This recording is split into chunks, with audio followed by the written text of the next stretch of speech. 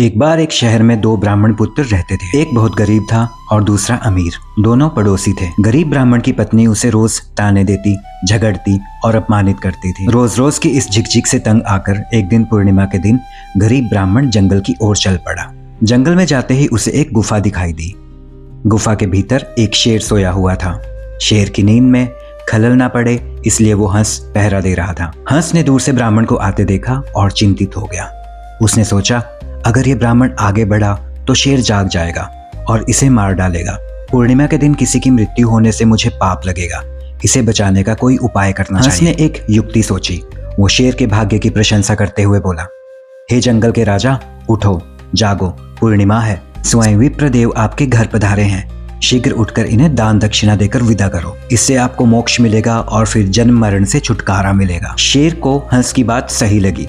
वो दहाड़ कर उठा। उसने पहले जिन मनुष्यों का शिकार किया था उनके गहने ब्राह्मण के चरणों में रख दिए। हंस ने इशारे से ब्राह्मण को कहा, ये सब गहने उठाओ और जितनी जल्दी हो सके अपने घर लौट जाओ। सिंह का मन कभी भी बदल सकता है। ब्राह्मण सारी बात समझ गया और गहने लेकर अपने घर की ओर भाग गया। अब उसी गुफा की रखवाली कौवा करने लगा।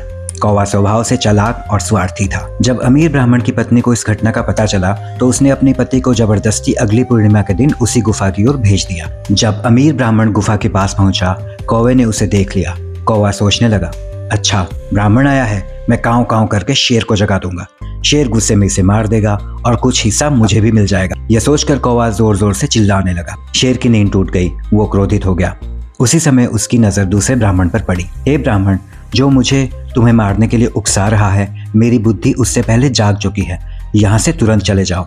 शेर किसी का जजमान नहीं बना, वो तो हंस था जिसने मुझे भी पुण्य का मार्ग दिखाया। डर के मारे अमीर ब्राह्मण तुरंत वहां से भाग गया और अपनी जान बचाकर घर लौट आया। ये कहानी आज के समय में भी पूरी तरह सटीक बैठती है।